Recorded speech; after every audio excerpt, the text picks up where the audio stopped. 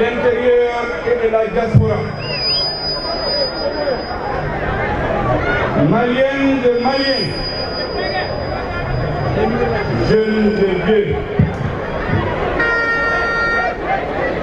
mesdames et messieurs, chers amis du Mali, peuple du Mali, je voudrais, avant d'aller plus loin dans mon intervention, saluer à la suite du maître de cérémonie les milliers de victimes de la crise multinationale qui sévit dans notre pays depuis bientôt 10 ans, civils et militaires. Je voudrais que nous prions, il n'est jamais de trop, pour les martyrs tombés durant le combat du M5 RFP.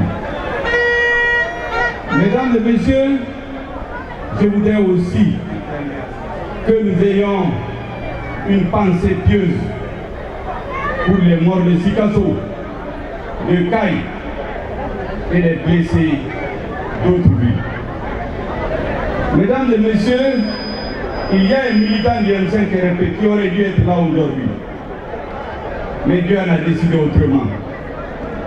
Je pense à mon aîné, mon président, Soumaïla Cissé, que son âme est pour l'âme. Vous vous souviendrez que sa libération des mains des otages faisait partie des revendications permanentes à tous les rassemblements du M5 RFP. Je voudrais ici saluer sa mémoire et dire à sa famille, dire à sa formation politique que le M5 RFP n'oublie jamais le rôle que sa mémoire, son absence, malgré qu'il était absent, il était présent, le rôle qu'il a joué dans la lutte du M5. Mesdames et messieurs, aujourd'hui on a un de nos grands amis qui n'est pas là, qui était là le 5 juin. Je pense à mon aîné Cheikh Oumar Sissoko qui faisait partie des intervenants. Aujourd'hui il est absent parmi nous pour des raisons de santé. Je lui souhaite prompt rétablissement. Vous savez, quand on commence à citer, dès qu'on oublie un, ça peut créer des malentendus. Mais je suis sûr que ceux qui n'ont pas été cités, ou qui ne seront pas cités, dans la liste de ceux qui ont pesé dans la lutte du M5, personne ne sera offusqué. Je parle par exemple au pôle politique de consensus, du Jamil Vital, que nous n'avons pas cité, des commerçants détaillants et d'autres organisations. Mesdames et messieurs, je voudrais aussi que nous prions pour le repos de l'âme de deux nos anciens présidents qui ont disparu au cours de l'année 2020, pendant notre lutte. Le président Moussa Traoré, le président Amadou Toumani Touré, que leur âme repose en paix. Mesdames et messieurs, aujourd'hui est un grand jour pour notre peuple. Aujourd'hui, nous scellons, et je crois définitivement, la réconciliation entre les forces armées et de sécurité et le peuple au service duquel elles doivent être. La réconciliation entre les FAMA et le peuple malien.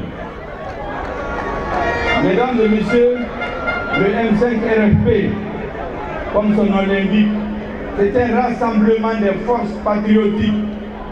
Rassemblement veut dire inclusion. Nous n'avons jamais pensé qu'au bout de la lutte, que nous exclurons d'autres Maliens. Ça aurait été une erreur fatale, c'est une erreur stratégique, c'est une erreur qu'il allait condamner notre pays. Et c'est pourquoi, aujourd'hui, nous pouvons dire que les forces armées et de sécurité et le M5 RFP qui ont conclu un partenariat stratégique se sont engagés à faire une transition d'inclusion. Aucun Malien ne sera laissé au bord de la route. L'inclusion, c'est le maître mot de la transition. Ce message, le président de la transition a insisté que je vous le transmette. Il veut une transition d'inclusion. Le M5 veut une transition d'inclusion. Et c'est pourquoi le président de la transition m'a chargé de vous dire qu'il compte sur vous, qu'il compte sur le peuple malien, qu'il compte sur le soutien du M5, qu'il compte sur le soutien de l'ensemble des Maliens, ceux qui sont ici, ceux qui ne sont pas ici, des villes et des campagnes de la diaspora. Nous ferons tout notre possible ensemble pour que la transition réussisse. Nous ferons de la politique au sens noble du terme. J'ai l'habitude de dire que la politique, c'est l'art de réaliser ce qui est possible et de rendre possible ce qui est nécessaire. C'est la compréhension que nous faisons de l'action politique, pour réhabiliter le politique, pour réhabiliter l'action politique, pour réhabiliter l'homme politique. Pour cela, le président de la transition me charge de vous dire, et à travers vous, l'ensemble du peuple malien et à ses partenaires, que nous devons faire preuve d'humilité, mais d'une détermination sans faille, d'un esprit de suite, mais aussi d'une grande capacité de discernement, pour ne pas confondre les priorités, pour ne pas confondre et ne pas prendre en compte les rapports de force dans les décisions que nous sommes amenés à prendre. Nous aurons à rencontrer des puissants vents contraires. Nous rencontrerons des tempêtes, des grandes tempêtes de sable qui vont nous boucher l'horizon, qui vont tenter de nous boucher l'horizon. Nous rencontrerons des cercles de feu dans lesquels nous allons rentrer avec votre soutien pour traverser et conduire le peuple malien vers des horizons les plus heureux. Et dans ce passage difficile, à travers ces vents contraires, à travers ces cercles de feu, à travers ces vents de sable, nous nous tiendrons la main dans la main. Les Maliens se tiendront la main dans la main. Nous ne laisserons personne tomber. Tous ceux qui seront blessés, qui seront brûlés, qui seront torturés par les difficultés, nous devons les tenir et tirer tous pour arriver au bon rivage. Tous les Maliens, sans distinction de partis politiques, de régions, de couleurs, d'ethnie, de sensibilités sociales et politiques. Voilà la philosophie du nouvel attelage des forces patriotiques, des forces du changement. Ça, c'est l'un des messages que le président de la transition m'a chargé de vous transmettre.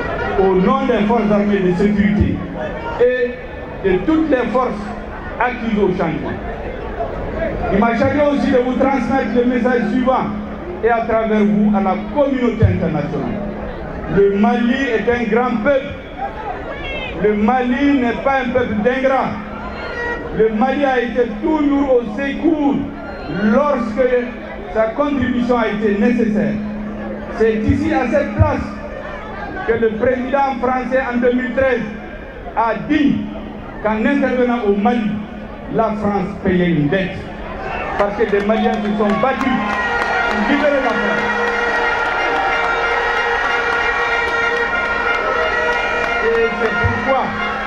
Et c'est pourquoi le Mali aussi, les Maliens n'oublieront jamais les Français qui sont tombés sur nos terres. Rappelez-vous le 11 janvier 2013, lorsque notre pays était menacé par les hordes de terroristes. Un Français était parmi les premiers qui ont donné leur vie dans la même voiture. Les Français sont morts. Nous ne ferons jamais l'insulte aux parents de ces soldats qui sont morts. Nous ne ferons jamais l'insulte aux soldats de la MINUSMA, des pays africains, aux Tchadiens qui sont morts sur notre territoire, en train de nous tendre la main quand nous sommes dans les difficultés. Mais nous devons dire à nos amis, notre peuple a besoin qu'on le tienne la main pour qu'il se sente debout, pour qu'il recouvre sa fierté, pour qu'il retrouve sa dignité, pour qu'il retrouve son indépendance, pour qu'il retrouve sa souveraineté, pour qu'il retrouve son unité. Et c'est pour cela que nous ferons preuve de réalisme et de pragmatisme. Nous respecterons les engagements internationaux qui ne sont pas contraires aux intérêts fondamentaux du peuple malien. Et que ce que nous savons aujourd'hui, c'est qu'il n'y a pas d'engagements internationaux connus de tous qui sont fondamentalement contre les intérêts du peuple malien. Les engagements qui existent doivent être mis en œuvre dans l'intérêt exclusif du peuple malien. Je n'inciterai jamais assez sur le contingent de l'aménagement. Des soldats de la paix tombent régulièrement sur nos terres. L'aménagement investi aujourd'hui dans les actions sociales appuie les populations sinistrées. Je crois que nous devons lui rendre hommage et le saluer et dire à la communauté internationale que le peuple malien compte sur sa compréhension. Les invectives, les sanctions, les menaces ne feront que compliquer la situation. Ce que le président de la transition m'a chargé de transmettre, c'est de rassurer tous nos partenaires.